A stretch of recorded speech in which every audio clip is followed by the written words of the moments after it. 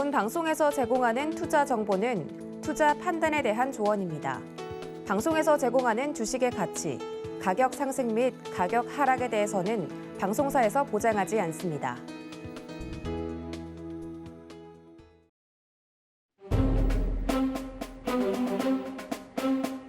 서동의 부장들 원리회의에 오신 여러분 환영합니다. 저는 방송부장을 맡고 있는 부부장입니다. 오늘 시장 같은 경우는 우려를 딛고 코스피 2,940선을 회복해주는 모습을 보였습니다. 과연 본격적인 반등이 시작되는 것인지, 지금 이 변동성 장세에서 우리는 무엇을 챙겨가면 좋을지 원리회의 시간에 11월 돌아보고 12월 그리고 나아가서는 내년까지 준비해보는 시간을 가져보도록 하겠습니다. 회의 중에 노란톡은 늘 열어두고 있으니까요. 언제든지 궁금하신 분들 문자 샵 0082번으로 부장님들 불러주시면 되겠습니다. 자, 빠르게 오늘 모셔보도록 하죠. 오늘 주인공은 산업부장님이신 허 부장님 모셔봤습니다. 부장님 어서 오세요. 안녕하세요.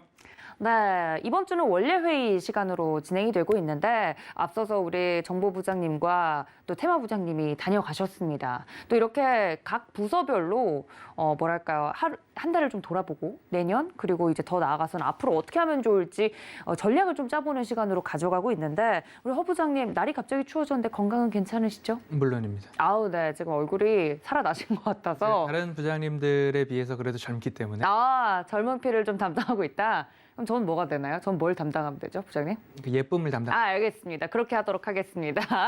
자, 그렇다면 앞서 화요일, 수요일과 느낌이 또 약간 다르네요. 이렇게 훈훈하게 시작을 하니까 오늘 시장 이야기처럼 좀 넘어가 보도록 하겠습니다. 왜냐하면 화요일장은 너무 안 좋아서 저희가 회의하면서 웃기가 좀 그랬거든요. 네. 오늘은 좀 마음 편하게 더 이야기해 볼 수 있을 것 같습니다. 일단 우리 허 부장님이 보신 오늘장 이야기부터 들어보도록 하겠습니다. 산업부는 뭐 우리 허 부장님 이미지처럼 스마트하고 늘 그 달마다 캐치프라이즈가 있기로 유명한데 오늘장 어떻게 보셨습니까? 여기서 긴급 질문을 하나 드리겠습니다. 네. 11월 달 산업부의 캐치프레이즈를 알고 계십니까? 주의와 용기가 같이 있었던 것 같아요. 네, 주의와 용기를 병행할 때라는 네. 말씀을 좀 드렸었죠. 네. 오늘 장 같은 경우에는 뭔가 시장의 주도주 또는 섹터에 대한 변화가 조금 감지되는 모습들이 아니었나 싶습니다. 예를 들어서 그간 반등을 주었던 2차 전지 소재 쪽이나 게임, 콘텐츠, 메타버스 관련된 섹터들이 전반적으로 차익 실현 매물 투매가 조금 나오는 모습이었습니다. 지수가 좋기는 했지만 코스닥 지수가 부진했던 이유는 결국 차익 실현 매물들이 어딘가에서는 강하게 나오고 있었다라고 좀 볼 수 있을 것 같고요. 그와 반대로 반도체나 반도체 장비 소재 쪽 그리고 IT 전자기기 쪽의 섹터들이 굉장히 좀 강한 상승이 나오는 모습들이었습니다. 그중에서도 코스피 대형주 위주로 좀 움직이는 모습들이 나오면서 코스닥 대비 코스피 지수가 견조한 흐름, 상승들이 좀 나왔습니다. 이렇게 되는 것들을 볼 때에 두 가지의 시각이 있을 것 같습니다. 그간 이어져 오던 순환매 중에 또 한 번의 순환매일 것이다 라고 보는 시각이 있을 수 있고요. 그게 아니면 이제는 뭔가 주도 섹터가 변화하고 있다라는 의미의 시각으로 이번 주 또는 오늘의 시장 수급의 변화를 좀 볼 수도 있을 것 같은데요. 이러한 것들을 내가 어떤 포인트로 보는가에 따라서 여러분들이 매수하거나 시장을 예측하거나 시장을 분석하거나 내가 앞으로 시장을 어떻게 대응할 것인가에 따라서 하나하나 변하게 될 것입니다. 그간 있었던 순환매 중 하나다라고 생각하신다면 아직도 반도체를 안 담고 계실 수 있다라는 생각이 들고요. 아니면 뭔가 시장이 주도적인 방향들이 변화하고 있다라고 하시면 이미 나는 리오프닝에서부터 컨텐츠, 게임, NFT 그리고 나서 반도체가 움직이는가 반도체 그러다가 반도체를 이제야 막 탑승을 했다가 지난주에 SK하이닉스가 12만 원 언저리에서 정확하게 말씀을 드렸습니다. 동그라미와 네모가 모두 다 겹치는 구간이다. 그래서 밑으로 내려올 수도 있고 위로 올라올 수도 있다. 단기적으로는. 하지만 우상향 추세는 이제 되돌릴 수 없는 그러한 흐름들이 나오고 있습니다. 라는 이야기를 드렸던 것처럼 시장의 방향성과 산업의 방향성을 가지고서 내가 여기저기 옮겨 다니다가 한번 삐끗하거나 아니면 템포를 늦게 가거나 누군가가 팔 때 내가 사거나 하면 금방 계좌를 다 깡통을 만들기 쉬운 너무나 빠른 순환매 연속이었습니다. 그러다가 결국 뭐 반도체도 끝나고 이것저것 끝나고 오미크론도 끝나고 다시 리오프닝이 움직일 때쯤 리오프닝에서 시작해서 게임, 반도체 모두 다 지난 다음에 다시 리오프닝으로 왔을 때 나에게 남아있는 건 무엇인가? 어마어마한 손실인가? 아니면 매매를 너무나 퍼펙트하게 해서 어마어마한 수익이 남아있는가? 둘 중에 하나일 것입니다. 그러면 평균을 가거나 그래도 나는 한 종목을 가지고 수익을 내겠다라는 연평균 또는 반기, 분기별 수익 평가에 있어서 나는 그래도 플러스다라는 것들을 하기 위해서는 차라리 한 테포 늦게 가거나 엇박자를 타느니 한 곳에 있는 것이 나을 수도 있다라는 이야기를 좀 드려야 될 것 같고요. 11월 달 용기와 주의를 병행해야 된다라는 말씀을 좀 드렸던 이유에 대해서 한 번 더 말씀을 좀 드려야 될 것 같습니다. 용기와 주의를 병행한다라고 했을 때 용기는 빨간색 동그라미에서 용기를 내시는 거고요. 그리고 주의는 파란색 네모에서 주의를 하는 거였죠. 코스닥 분봉 차트를 좀 열어놨습니다. 그러면 빨간 색깔에서는 내가 용기로서 매수를 하고 파란 색깔에서는 포트폴리오 내실화, 포트폴리오 압축, 종목수 줄이기, 그래야 시장의 위험으로부터 나의 리스크를 줄여나갈 수 있기 때문에 라고 말씀을 좀 드렸습니다. 그러면 적어도 11월 달에만 해도 뭔가 이렇게 기회들이 있었다. 그 더 짧게 쪼개면 그 안에서 더 있었겠지만 그간 우리가 하락을 맞은 이후로부터 올 수 있었던 그러한 변동들이 시장에는 있었다라는 부분을 좀 말씀을 드려보면 코스닥은 990포인트 그리고 코스피는 2,900포인트 이렇게 좀 말씀을 드렸습니다. 그런데 일시적으로 좀 하락을 했습니다. 이때 내가 용기를 낼 수 있는가에 대해서는 용기를 내고 싶어도 못 내는 사람이 있습니다. 그런 사람은 현금 비중이 없을 때에는 정말 사고 싶은데 나 살 걸, 뭐라도 사볼 걸, 미리미리 현금화를 해둘 걸, 용기 좀 내볼 걸, 그때 뭐 할 걸 이라는 후회를 하게 되는데 11월 달 내내 뭔가 주의 구간에서는 현금화를 해 놓으셨던 분들은 지금의 또 한 번 왔던 기회에서 뭔가 여기서는 이거를 사볼만 하겠다라는 생각들 할 수 있었고 용기를 내실 수 있었을 것 같습니다. 11월은 용기와 주의를 병행할 때라는 말씀을 드렸고요. 12월은 용기가 기회를 이라고 정해봤습니다. 주의를 일단 빼내고 용기와 기회, 결국에는 용기를 냈을 때 그 용기가 수익으로 돌아온다라는 의미를 좀 내포를 했습니다. 그만큼 용기를 내야 되고 그리고 기회를 포착할 순간순간들이 12월 달에는 왕왕 있을 거다라는 전망을 좀 해보도록 하겠습니다. 그렇기 때문에 앞으로 시장의 기회가 어디에서 발생을 하는가도 한번 말씀을 드려보면요. 오미크론 변이 바이러스에 대한 부분들도 있을 수 있고요. 테이퍼링 가속화, 그리고 그럼에도 불구하고 인플레이션이 잘 잡히지 않는 부분, 조기금리 인상론, 그리고 앞으로 있을 미국의 부채 한도 협상 기한이 15일입니다. 그리고 FOMC 회의도 14, 15일이죠. 그리고 17일 미국의 선물옵션 동시만기일이고요. 그 전주에는 한국의 선물옵션 동시만기일이 예정되어 있습니다.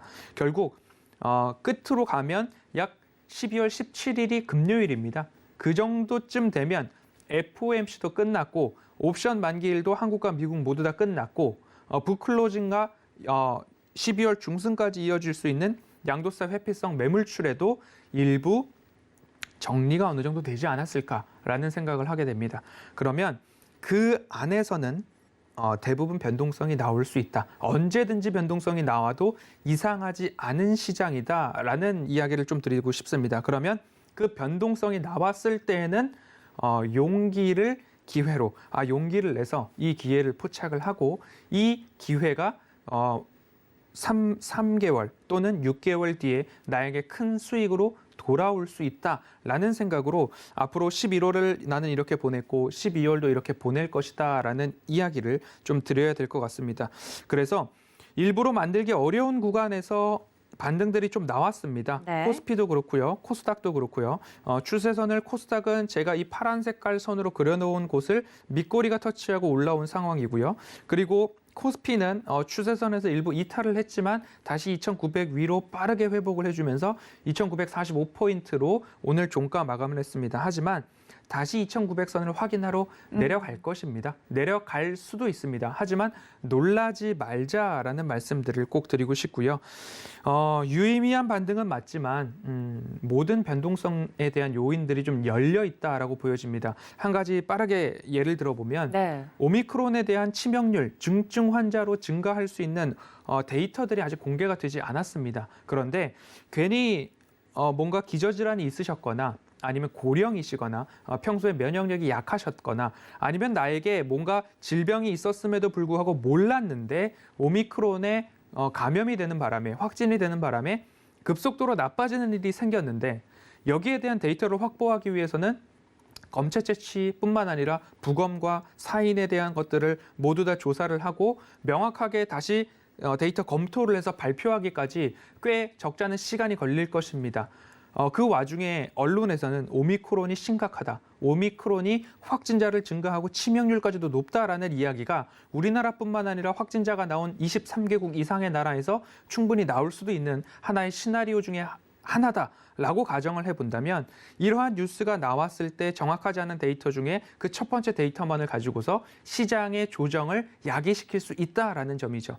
이러한 것들을 좀 감안을 하셔서 그리고 국내 확진자 수가 5천 명 이상을 갱신하고 있는 모습들을 좀 나오고 있으니까 조정이 언제든지 나와도 이상하지 않다. 그런데 나는 11월 달 허반석의 모멘텀 투자레터와 허반석 산업부장이 얘기한 주의를 잘 기울여서 현금 비중이 좀 있다. 그래서 나는 12월 동안 뭔가 용기를 같이 내보겠다라는 이야기를 좀 같이 할 수 있을 것 같습니다. 하지만 그 용기를 내실 때 너무 과감하게 내는 것도 좀 부담스럽습니다.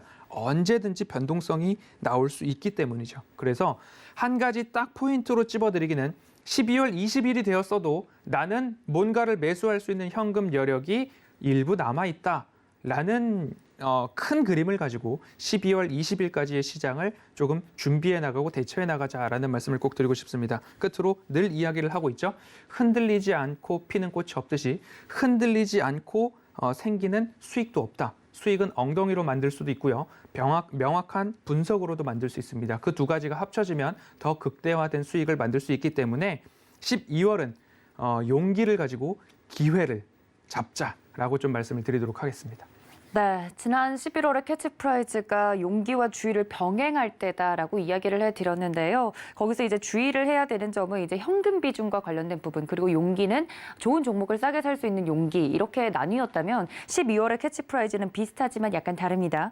용기가 기회를 만들 수 있다라고 이야기를 해드렸는데 앞으로 장을 대응하는 데 있어서 이렇게 변동성이 커진 시장에서 우리 허반석 위원님께서, 우리 허반석 부장님께서 해주신 이야기를 함께 따라오고 싶다, 함께 따라가고 싶다 하시는 분들은 노랑톡 저희가 열어두고 있을 테니까요. 문자 샵 0082번으로 허반석 적어서 보내주시거나 부장님들 불러주시면 안내를 해드리도록 하겠습니다.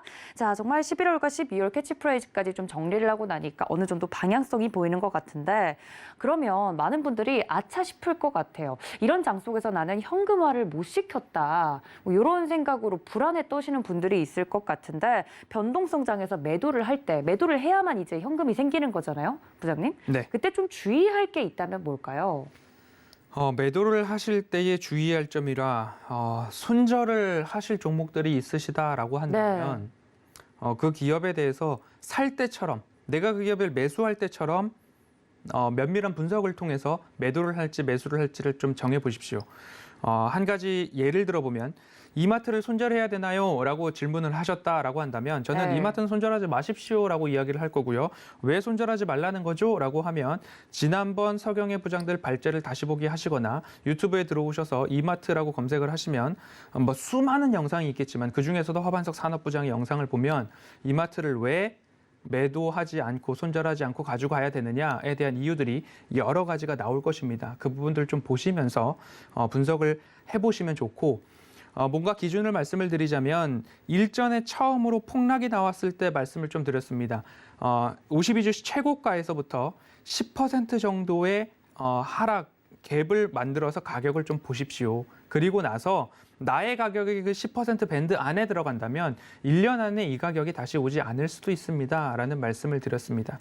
일각에서는 뭔가 떨어졌다 다시 가고 떨어졌다 다시 가고 장기 시계열 속에서 뭐 2, 3년 전 차트를 열어놓고 10% 떨어졌다가 추세를 극복하고 20% 떨어졌다가 추세를 극복하고 하는 모습들이 나올 수 있죠. 하지만 최근에 2,900 지지선을 터치할 때의 하락대에 제가 말씀을 드렸죠.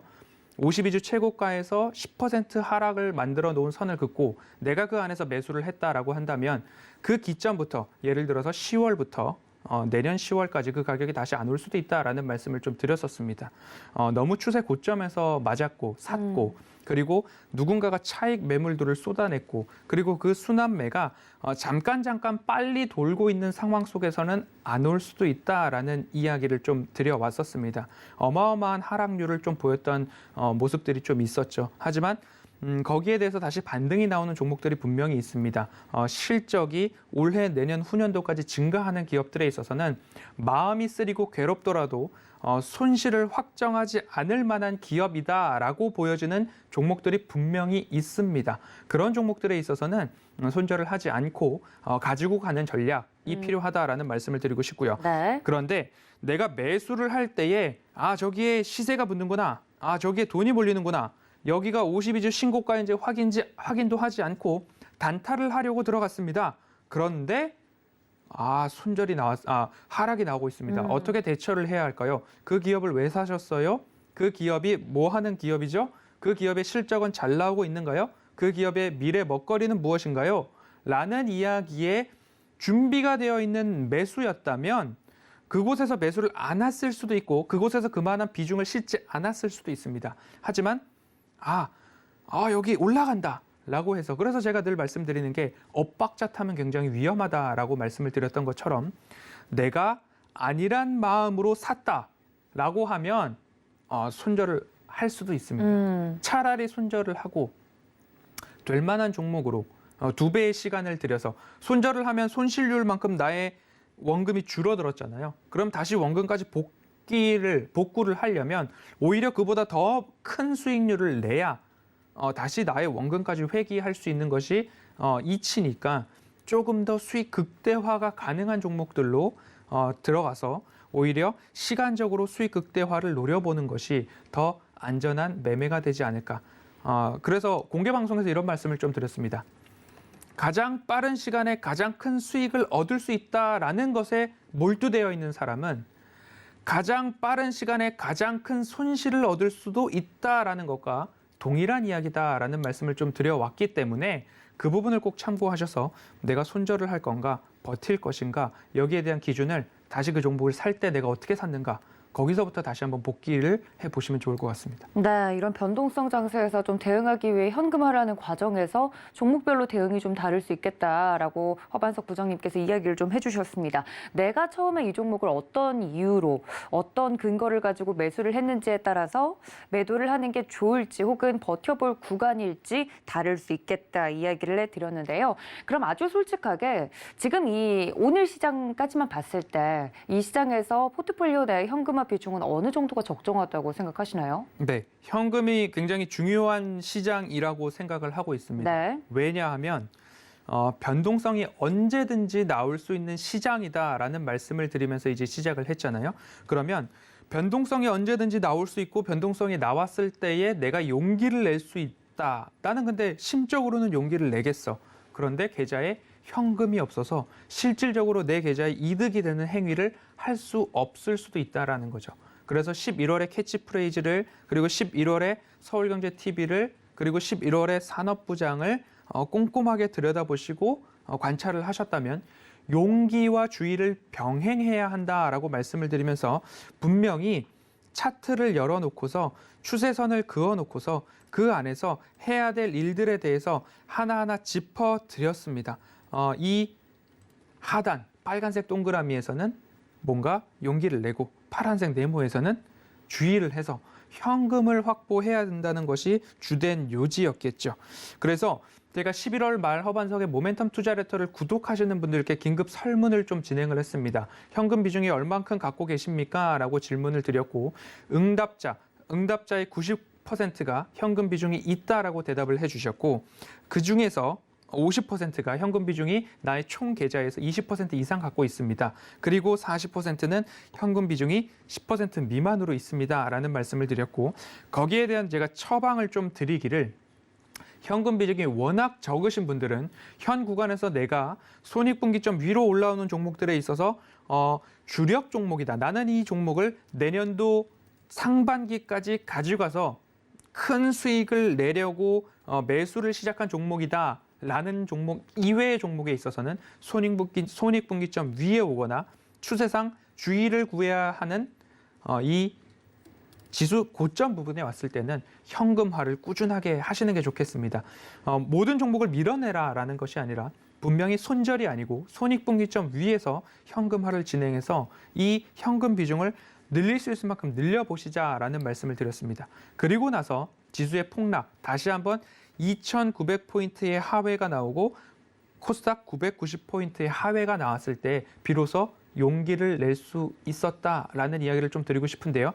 저는 대체적으로 20% 이상 많으면 많을수록 현금 비중은 현재는 거거익선이다라는 이야기를 좀 드리고 싶습니다. 네. 왜냐하면 변동성이 언제든지 발생할 수 있는 시장이기 때문에 그 변동성에 대비를 하기 위한 실타는 넉넉할수록 좋다라는 말씀을 드리고 싶고요. 손절보다는 손익분기점 위에서 뭔가 현금화를 시키려는 노력을 하셨으면 좋겠고요.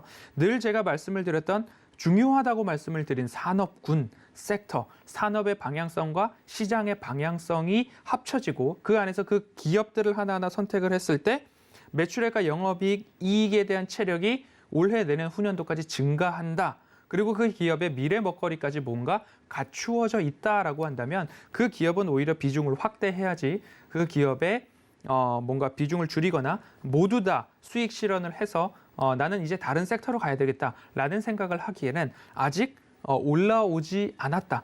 지금 내가 1, 20% 수익을 보고 있다 그래도 그 수익에 만족하지 말자라는 말씀을 꼭 드리면서 될 만한 섹터에서 될 만한 기업을 아주 저렴한 가격에 내가 매수를 했다라고 한다면 거기에서 승부를 보셔야 된다라는 말씀까지 좀 드리도록 하겠습니다. 네, 포트폴리오 내 현금 비중은 지금 같은 경우는 많으면 많을수록 좋다 이야기를 해드렸는데요. 미리 좀 현금을 확보하신 분들은 초창기부터 저희 허반석 부장님과 함께 하신 분들이 아닐까 싶습니다. 하지만 지금 보고 계시는 여러분들도 늦지 않았습니다. 노란톡 저희가 열어두고 있을 테니까요. 부장님들과 함께 어려운 시장 헤쳐나가고 싶다 하시는 분들 문자 샵 0082번으로 부장님들 불러주시면 안내를 해드리고요. 하단에 나가고 있는 QR코드 통해서도 입장이 가능하니까 카메라 어플로 비추시면 들어올 수 있다는 점 알려드리도록 하겠습니다. 자, 그럼 우리 부장님께서는 산업부를 담당하고 계시기 때문에 11월에 이야기가 나왔던 종목들을 산업별로 좀 이야기를 순서대로 해보도록 하겠습니다. 저희 허 부장님께서 입이 마르고 닳도록 그리고 뭐 시장과 또 시장도 시장이지만 움직이는 섹터 안에서 보셨던 부분이 첫 번째가 통신 장비 쪽이었습니다. 또 공교롭게도 그때 KT 와이파이 사태가 좀 터지면서 더 저희가 이야기했던 부분이 주목을 받았던 것 같은데 이때 이야기를 했던 종목들이 RF 형제들이었죠? 그렇습니다. 네, 근데 지금 상승세가 굉장하다고 이야기를 전해 들었어요. 네. 관련된 종목들 리뷰 좀 해주시죠. 네, 통신 장비 관련된 이야기를 좀 드렸는데요. 한참 전에 통신 장비에 대한 이야기를 드리면서 메타버스, 5G, 6G 그리고 IoT는 많이 들어보셨지만 AI와 IoT가 결합을 해서 AIoE라고 했습니다. AI와 사물 인터넷을 넘어서 Things에서 Everythings로 바뀌면서 AI와 IoT가 넘어선 AIoE를 좀 말씀을 드리면서 결국엔 이 모든 것들을 수월하게 원활하게 만들어줄 수 있는 기술, 기간 산업이 통신 산업이다라는 말씀을 좀 드렸습니다. 그리고 나서 한 달 뒤에 시장에서 메타버스 수혜주에서 5G 관련된 이야기가 나왔고 삼성전자 이재용 부회장이 미국에 가서 버라이즌 CEO와 함께 회동을 하고 여러 가지 일들이 일어나면서 미국에서 6G에 대한 실험까지도 한다라는 이야기들이 전해지면서 5G에 대한 이야기들이 좀 더 시장에 많이 대두가 되었습니다. 산업부장으로서 뭔가 앞서서 나갈 수 있는 전망을 미리 해드렸다라는 점에서 개인적으로도 기쁘고 이와 관련한 종목들을 매수를 하셔서 감사 인사를 전해주시는 분들께도 굉장히 뿌듯함과 보람을 느끼고 있습니다. RF 머트리얼즈와 RFHIC를 좀 말씀을 드렸었고요. 그리고 노란톡 오픈 채팅방에 계시는 분들 중에서 김민우 씨라는 말씀을 드렸죠. 김민우 네. 동호회가 저희 노란톡 오픈 채팅방에 있는데 이분들께서 나 이제 지쳐서 여기서 이제 포기를 하고 싶습니다라고 했을 때 제가 통신장비주를 얘기하니까 오랫동안 손실 구간에 묵혀있던 김민우 씨가 딱 등장하셔서 나 이제 여기서 포기하고 싶습니다라고 하시길래 제가 봤을 때는 이왕 기다린 거 조금만 더 기다려 보시죠라고 말씀을 드렸고 그러자 그 이후에 약 20% 이상의 고점 기준으로 상승이 좀 나왔었습니다. 먼저 RF 머티리얼즈도 한번 좀 보면요. 석영의 부장들에서도 제가 통신장비주 말씀을 드리면서 말씀을 좀 드렸죠. 바닥 구간이었고 오랫동안 쉬었고 하지만 매출액과 영업이익이 4분기를 들어서면서 뭔가 발전될 수 있다라는 말씀을 드렸고 RFHIC 모 회사의 발주에 따라서 RF 머티리얼즈도 이 패키지를 이렇게 모듈화해서 납품을 하는데 이익이 내고 있는데 전반적으로 다시 업황이 살아날 때에 시총도 작고 하니까 좋은 흐름들이 이어질 수 있습니다라는 등등의 이야기를 작전 리포트 시간에도 그렇고 석영의 부장들에서도 좀 말씀을 드렸습니다. 그 이후에 좀 상승이 강하게 나왔습니다. 네. 고가 기준으로 상승률이 38%가 넘어간다라는 집계를 좀 해주셨는데요. 네. 내일 시장과 남은 다음 주 시장에 조금 더 기대되는 요인들이 있습니다. 오늘 시장이 끝나자마자 참 제가 방송을 나오는데 감사하게도 무상증자 네. 공시를 장 끝나고 내주셨어요. 네. 한 주당 한 주에 무상증자 공시가 오늘 4시 27분 20초에 나왔네요. 그래서 제가 이것을 보고서 오늘 방송에 가서 RF 머티리얼즈를 들고 계시는 분들은 참 축하드립니다. 그리고 이걸로 수익을 잘 보시면 노란톡 오픈 채팅방에 오셔가지고 뭔가 춤도 추시고 뭔가 감사의 인사를 네. 커피 쿠폰 이런 거 안 주셔도 됩니다. 그냥 즐겁고 행복하다라는 그러한 환호를 좀 질러주시면 되고요. 네. 그리고 또 한 가지는 RFHIC입니다. RFHIC도 마찬가지로 5G 섹터 중에서 조금 집중을 해보시자라는 말씀을 좀 드렸고요. 그리고 방송에서 말씀드린 이후로 고가 기준으로 18% 정도의 상승률을 좀 보여주고 있다라고 집계를 해주셨습니다. 제가 시작하지도 않았다라는 섹터 중에 하나가 반도체도 있고요. 그 중에 하나가 또 통신 장비주가 될 것입니다. 이 부분들 체크를 하셔서 유튜브 영상들을 좀 조회를 하시면 석영의 부장들에서 그리고 허반석의 작전 리포트에서 이 사람이 RF 머티리얼즈와 RFHIC에 대해서 뭐라고 얘기를 했는가 이 부분들을 참고하시면 보유하고 계신 분들은 앞으로 어떻게 대응을 해 가야 하는지 그 부분에 있어서도 조금 감이 오시지 않을까라는 말씀을 드리고 싶고요. RFHIC의 최근 수급을 좀 보여드리도록 하겠습니다. 11월 19일경부터 시작해서 투신과 연기금 사모펀드에서 대량 순 매수가 시작되었습니다. 그 이후로부터 끊이지 않고 12월 2일까지 연속적으로 기간의 순 매수세가 이어지고 있는데요. 한 가지 팁을 또 드리겠습니다. 네. 저의 공개 방송을 보신 분들은 제가 뭐가 중요하다라고 좀 말씀을 드렸습니다.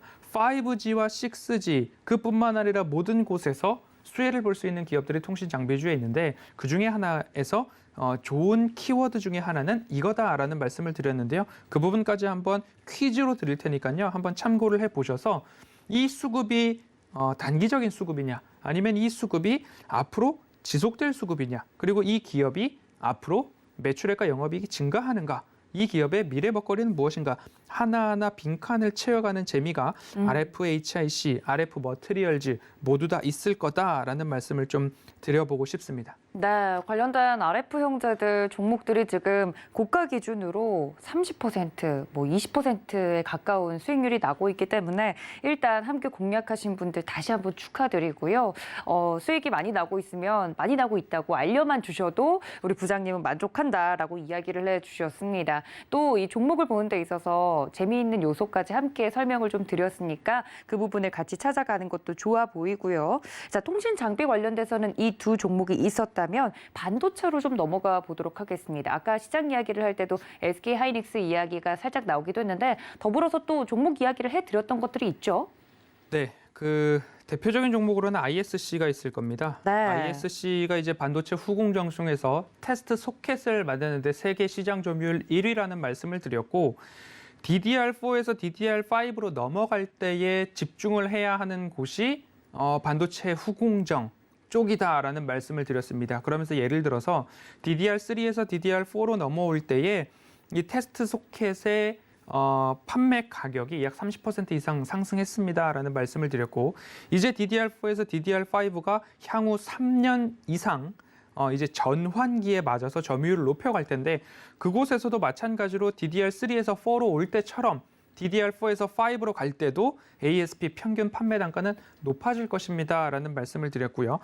그리고 늘 말씀을 드렸던 이러한 추세 하단에서 매수를 하자라는 말씀들을 좀 드렸었죠. 그래서 이 추세 하단에서 관심 있게 보셨던 분들은 이 추세 하단선과 가장 가까운 라인에서 뭔가 매수를 하려고 노력을 해 오셨다라고 한다면, 동일하게 이제는 이 추세 상단부를 뚫고 넘어갈까에 대해서 한 번쯤 고민해야 할 자리가 왔습니다. 이렇게 보시면 빨간색 동그라미 구간에서는 매수를 하는 자리입니다라는 말씀, 가장 가까운 자리에서는 밑골이 달았을 때 매수를 하는 자리고, 이 파란 색깔 네모에서는 뭔가 되돌림 자리가 나올 수 있습니다라는 말씀을 드렸는데, 지금이 약간 그런 구간입니다. 하지만 매출액과 영업이익이 얼만큼 앞으로 증가하는가를 한번 살펴보았을 때에 올해, 내년, 후년도까지 매해 두 자릿수의 매출액, 영업이익, 당기순이익이 증가를 합니다. 무려 당기순이익 같은 경우는 올해는 408% 증가가 전망되고 있고요.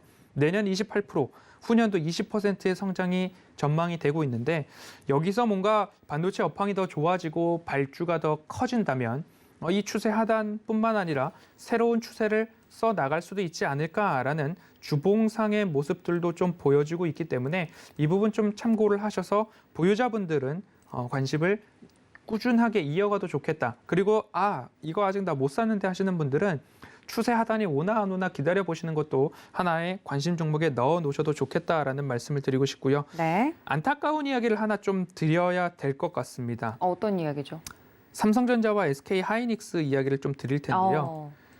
11월 1일부터 11월 30일까지의 통계 수급을 놓고 보면요. 삼성전자를 먼저 열어놨는데 개인이 1조 이상을 매도를 했습니다. 1조 300억 원가량의 순 매도를 했고요. 11월 한 달 동안. 그에 비해서 외국인들은 약 8,612억을 매수를 했습니다. 외국인들이 매수를 하고 결국 그간 거의 10개월 이상 하락 횡보 속에서 개인이 올해 순 매수 규모가 35조를 넘겼었습니다. 그런데 이제 약 한 달 동안 개인들이 판 금액이 1조가 넘었습니다. 그러자 외국인들이 그 틈새를 딱 짚어서 매수를 해오는데, 개인이 파니까 또 간다라는 속설이 여기서도 조금 증명이 된 것 같아서 좀 아쉽다라는 말씀을 드려야 될 것 같고요. 그래서 삼성전자 보유자분들은 참 삼성전자를 아껴서 현금화 하시자라는 이야기 11월 내내 좀 드렸었고요. 네. SK 하이닉스도 마찬가지입니다. 1조 4,200억 원 가량을 한 달 동안 개인들이 매도를 했습니다.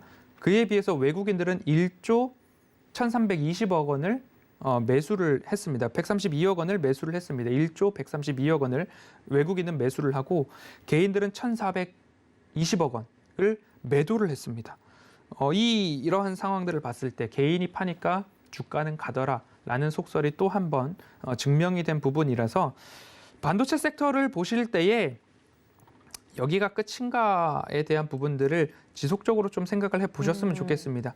추세선을 긋고서 뭔가 이 동그라미 라인이 올가에 대한 부분들을 차트를 열어놓고 보셨을 때에 이익이 어마어마하게 증가하고 있는 기업인데 이 정도의 갭을 메우면서까지 매수 타이밍이 올까에 대한 생각들을 하시잖아요. 그래서 덜컥 뭔가 13만 원 위에서 그래도 나는 저점에서 잡았어 하면서 그치, 허반석 산업부장이 이런 추세선을 얘기했지, 그러면 이 추세선에서 매수를 할까라고 하셨던 분들이 있을 수도 있습니다.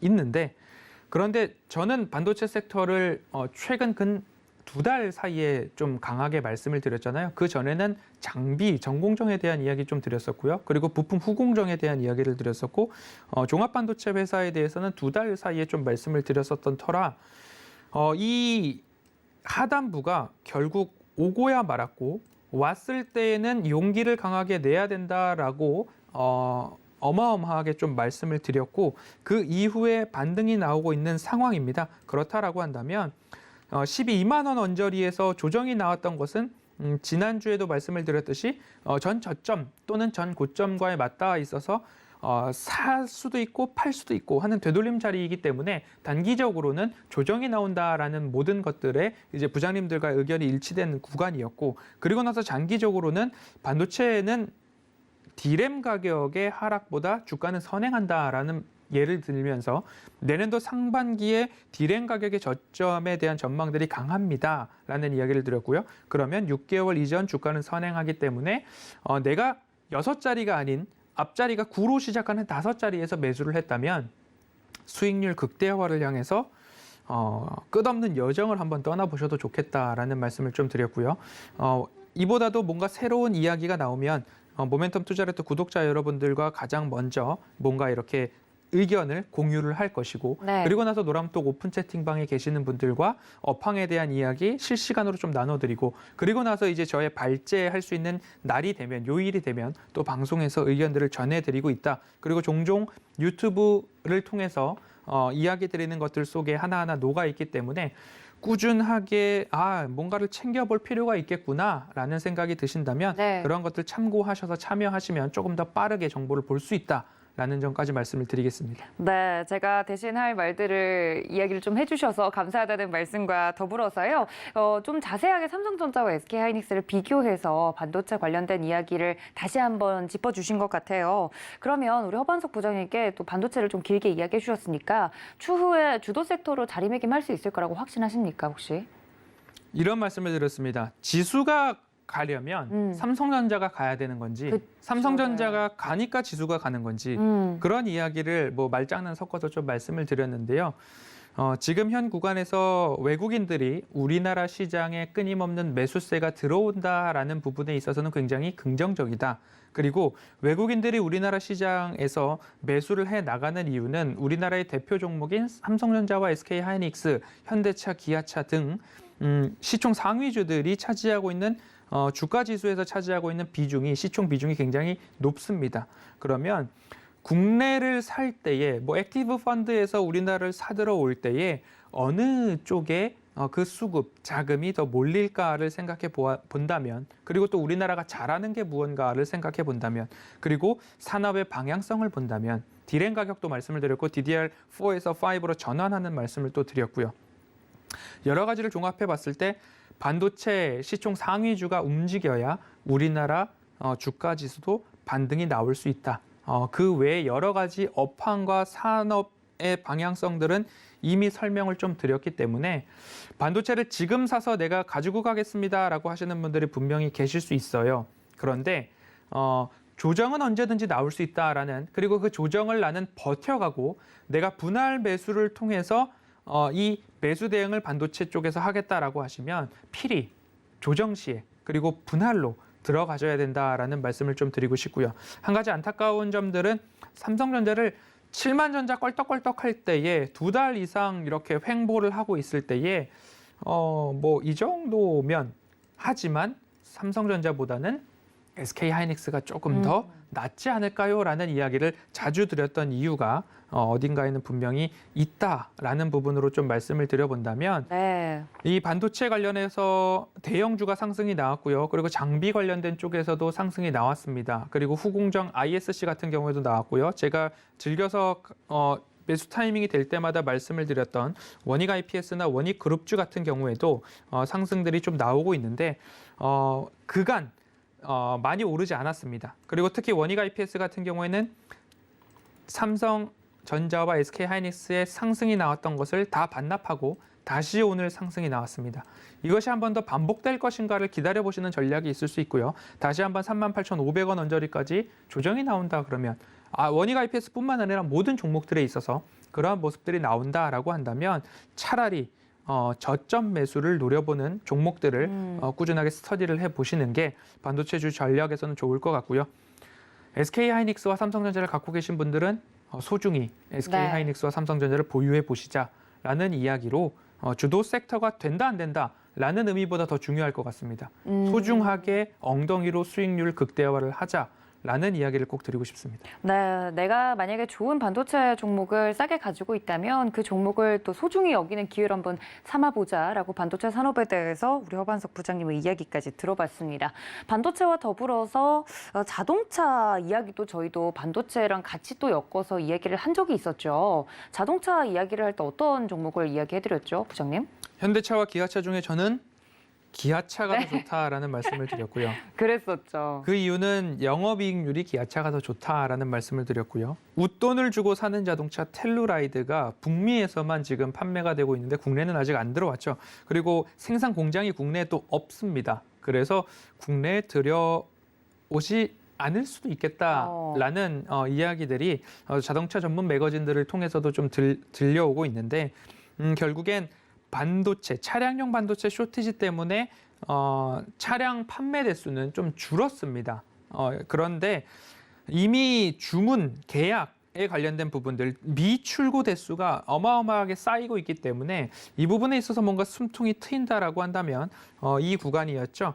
8만 원 미만에서의 바닥 구간과 다시 한번 9만 500원 언저리의 박스권 장세가 올해 내내 이어지고 있는데 하필이면 이 구간이 지금 제가 방송을 하기 전에 이 박스를 지난주에도 보여드렸죠. 그러면서 박스권 하단에서 2거래일 연속 반등이 조금 나오고 있는 최근의 모습입니다. 그래서 이런 것들 감안을 하셔서 현대보다는 기아가 어떨까요? 라는 말씀을 좀 드려봤고요. 네. 서울 모빌리티 쇼가 나오고는 있는데 조금 더 빠른 시일 내에 현대자동차 같은 경우에는 내연기관 자동차보다 전기차가 더 많아질 거다라는 이야기들이 들려오고 있습니다. 각 기업들에 대해서도 작전 리포트 영상이 충분히 공유가 되어 있으니까요. 네. 그 부분 참고를 하셔서 현대도 현대 나름의 모멘텀이 있고 기아도 기아 나름의 모멘텀이 충분하다. 하지만 대형주이기 때문에 장기적으로 봐야 된다. 하지만 장기적으로 보는 것이 나쁘냐?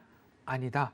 그만큼 안전하고 편안한 수익이 될 수 있다라는 이야기로 자동차주도 정리해 보도록 하겠습니다. 네, 나름 이렇게 또 한 달간의 이슈를 돌아보면 흐름이 있습니다.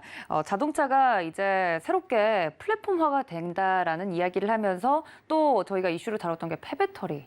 관련된 이야기가 나왔었죠. 뭐 전기차나 수소차 여러 가지 부분을 이야기를 하면서 에너지 이야기도 했다가 그러면 이 다 쓴 배터리를 어떻게 할 거냐 이야기가 나와서 폐배터리 관련돼서도 종목을 이야기했던 것 같은데 이때 이 종목을 체포를 했었죠. 네, 영풍이라는 기업을 체포를 했습니다. 네. 영풍은 이제 습식 침출이 아니라 이제 용융인가요? 육룡? 네. 녹여서 이렇게 추출한다. 네. 용융 기술을 통해서 이제 대형 자동차 배터리도 녹여서 거기서 그 안에 희귀 금속들을 회수할 수 있는데 그 회수율이 90%를 육박한다라는 이야기 영풍을 통해서 좀 말씀을 드렸습니다. 석포 재련소 관련해 가지고 아연, 고려 아연과 코리아 서키트가 이 자회사로 있는데 자회사 지분 가치만 어마어마하고 부동산 가치도 좋다라는 말씀을 좀 드렸고요. 영풍은 말씀드린 이후에 하락이 나온 다음에 오늘 이제 반등이 나오면서 다시 제가 말씀드렸던 가격 언저리에 들어와 있는 것 같아요. 그런데 워낙 시총도 시총이고 그리고 기업의 덩치도 덩치인데 차트상 흐름들을 보았을 때 그리고 지분 가치를 보았을 때 자산 가치를 보았을 때에는 지금은 매력적인 구간이다. 그래서 나는 뭔가 그래도 싼 기업 그리고 좀 탄탄한 기업들을 좀 가져보고 싶다 하시는 분들은 보시는데 이것은 폐배터리 섹터가 나와서 영풍이 이런 기술이 있습니다라는 소개를 해드렸는데 이렇게 차트를 보니까 뭔가 바닥 구간에 다시 들어와 있어서 말씀을 드렸습니다. 그래서 뭔가 빠른 퍼포먼스가 나올 것 같다라는 것보다는 영풍도 폐배터리 재활용 기술이 있다라는 부분 좀 참고를 하셔서 재활용과 재사용에 대한 부분들 바꿔서 설명을 좀 드렸었거든요. 그래서 그 부분 참고를 하시고 영풍은 혹여나 보유하고 계시다라고 한다면 여러 가지 지분 가치들이 있기 때문에 최소 70만 원까지는 가져가 보자라는 그런 전략으로 말씀을 드릴게요. 그렇기 때문에 너무 급하게 움직이지 않을 수 있습니다. 그리고 하락할 수도 있습니다. 하지만 여러 가지 종합적으로 판단했을 때 70만 원 언저리까지는 좀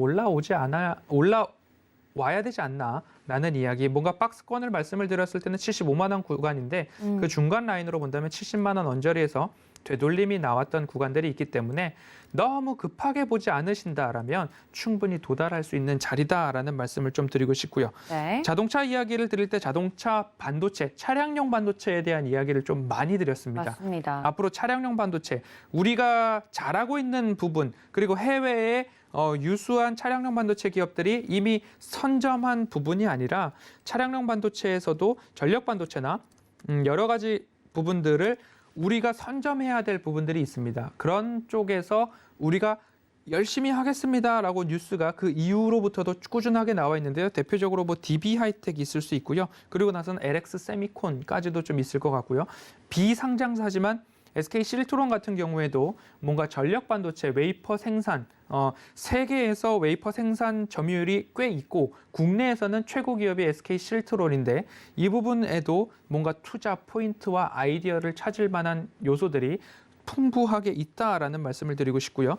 SK 하이닉스와 삼성전자도 관련해서 차량용 반도체와 관련된 사업들을 시작할 수 있고 무언가 M&A를 시도하고 있는 삼성전자의 노력들도 종종 매체를 통해서 소개가 되고 있기 때문에 차량용 반도체와 관련된 미래 먹거리는 우리가 충분히 스터디해 볼 만한 가치가 무궁무진하다라는 말씀 꼭 드리고 싶습니다. 네, 체포했던 영품까지 자세하게 좀 설명을 드렸습니다. 11월 한 달간 이렇게 이야기를 했던 종목들을 쭉 돌아보니까 이 종목들에 대한 전략이 정말 잘 맞았다. 산업적으로 분석을 해주신 게 실제로 유효했고 의의가 있었다라는 것이 느껴지는데요. 그럼 중요한 건 12월이겠죠, 부장님. 지금 시작이 됐는데 남은 연말을 어떻게 보낼 것인가에 대한 전략이 궁금하실 것 같습니다. 우리 부장님, 산업부장님으로서 이야기해 주시죠.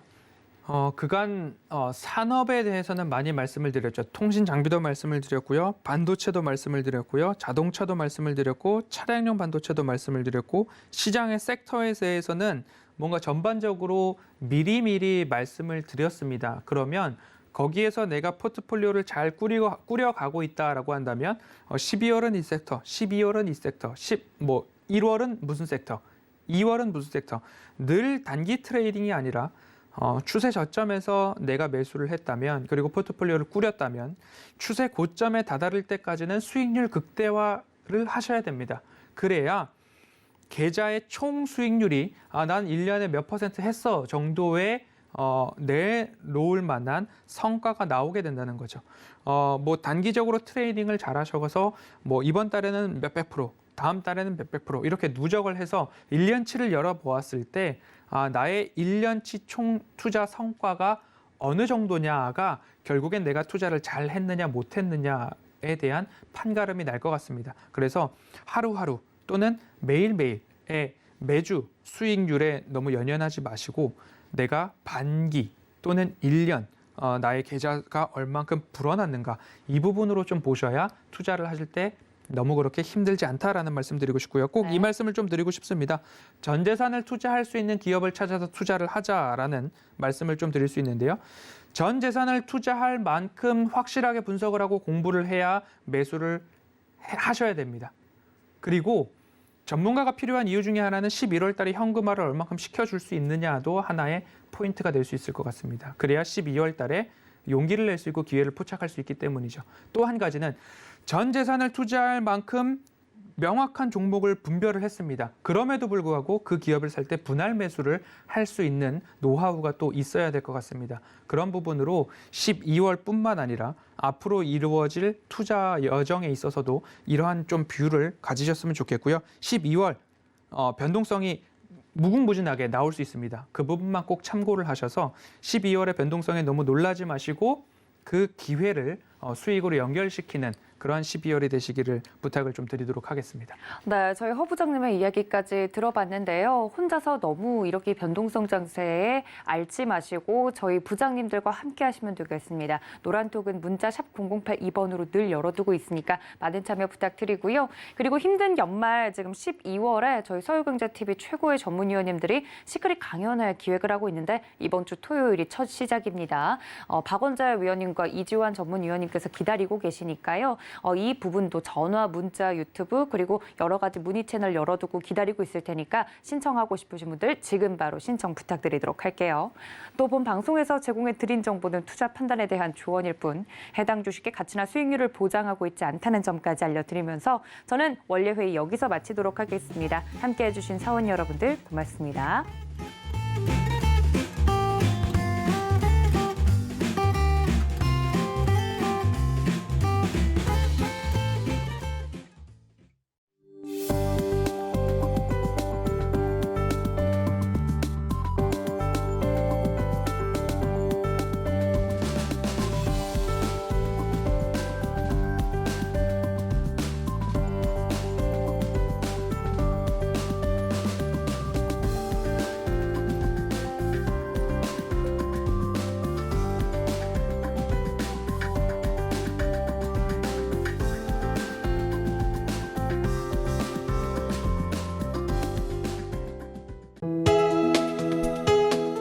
본 방송에서 제공하는 투자 정보는 투자 판단에 대한 조언입니다.